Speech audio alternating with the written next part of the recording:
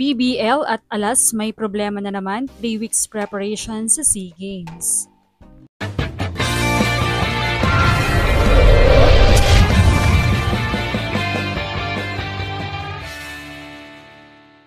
What's up, Volleyball Nation? Welcome back to my YouTube channel. Narito ako para magbigay sa inyo ng updates tungkol sa mundo ng volleyball. Pero bago yan, don't forget to subscribe and hit the notification bell para updated ka sa aking mga videos. Wala pa ngang nakatakdang player pool ang Alas Pilipinas para sa 33rd Southeast Asian Games or SEA Games ngayong Disyembre.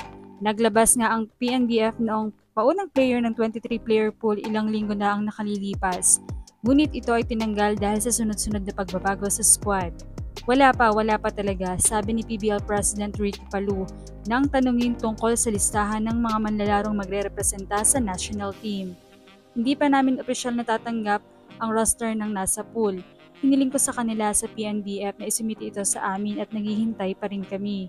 Nang tanungin kung bakit tinanggal ang unang pool, ipinaliwanag ni Palou na maraming pagbabago sa grupo dahil hindi pa malinaw kung sino-sino talaga ang available. Nagpalit ulit sila may tinanggal, may dinagdag, sabi niya. Alam ko si Tia Gagata ay wala na sa pool ngayon, pero sa unang pool kasama siya. May mga ganitong pagbabagong nangyari.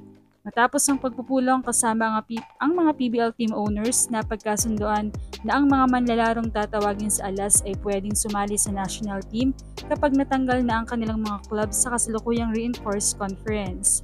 Ibig sabihin habang nasa playoffs pa ang kanilang team, simula November 20, kailangan muna nilang manatili sa PBL bago sila ma-release sa Philippine pool. Bukod dito, ang pagpapahiram ng players sa Alas ay nakadepende sa desisyon ng mga club.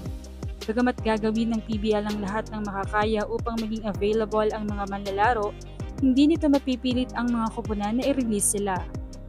Depende sa kanila kung ipapahiram o hindi, dahil nakakontrata ang mga players sa PBL. Bagamat hinihikayat namin ang team owners na ipahiram ang players sa national team, paliwanag ni Palou.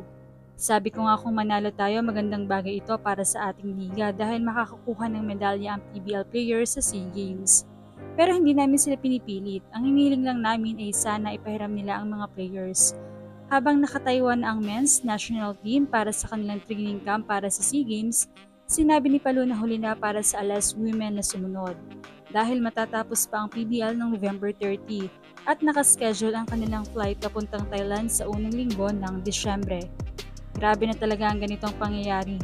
Tila sayang ang kanilang nasimulan noon na dahil sa maagang training at chemistry ng team ay sunod-sunod ang mga medalyang naiuwi nila, subalit ngayon ay tila back to zero na naman. Kaya naman umanya naman ito ng maraming komento. Ayon sa mga komento, kaysa mapahiya sa SEA Games dahil sa incompetence na naman ng officials, huwag na lang sumali ang girls para matauhan ang mga yan. Diyos ko naman PBL. May right naman siguro kayo na mag-release ng memo na i-pull out na yung mga Alas players sa club teams nila. Hindi yung ganitong sistema. And also, yung mga club team, di ba pwedeng magparaya na lang at magkusang i-pull out yung mga players ninyo for the country? Hindi naman siguro buwan-buwan ng SEA Games para pigilan ninyo yung players, PBL at iba pa. Kaso yung mga hindi apektadong team na may Alas ang laglag na. Yung pinaka-apektado like Capital One, Signal at Akari. Ang nasa top 8 pa si Belen ang buhay ng Capital One. At importante ang floor defense ni Hazareno sa Akari at si Fifi Sharman naman ang consistent blocker nila. At napakalaking kawalan ni na Vani at Don sa Signal. Hindi naman kawalan si Gia Palomata Gagate sa kanilang team, so alam na this. Huwag na mag-ambisyon, manalo ang Alas Pilipinas. Kung ano na lang kaya nila, nakontento na lang tayo. Dahil mahirap mag-ambisyon, mag-gold or podium finish kung wala namang preparation. Habang yung mga kalaban puspusan ng preparation nila ilang buwan at naghahanda na. Last season ba yun or last year, yung kulang ang player ng bawat team dahil nasa Alas yung mga player na maaasahan sa team. Pero hindi nakapaglaro dahil hindi pa pwede, nadala na siguro ang PBL.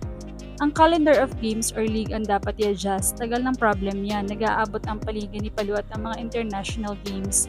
Alam na naman nila ng PBL yan, mostly galing ang mga national players. Kaya naman, anong masasabi niyo rito? Leave a comment below. Thank you for watching and don't forget to subscribe.